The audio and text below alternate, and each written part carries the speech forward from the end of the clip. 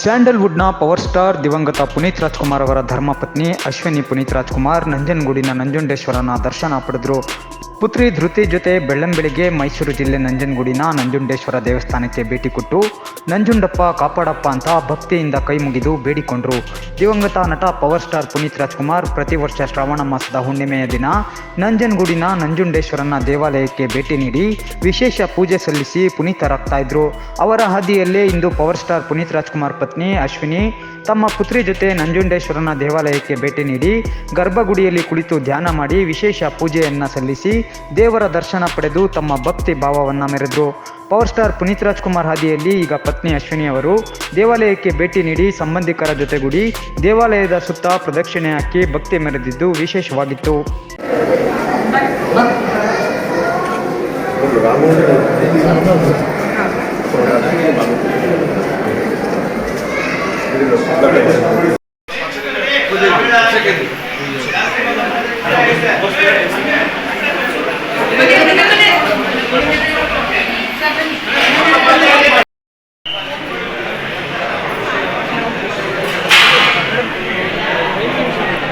mobile off ಮಾಡಿ ಅಮ್ಮ, ರೇ ಮೊಬೈಲ್ ಆಫ್ ಮಾಡಿ ಅಮ್ಮ, ತಾಯಿ ಮೊಬೈಲ್ ಆಫ್ ಮಾಡಿ ಅಮ್ಮ, ಯಾಕ್ರವ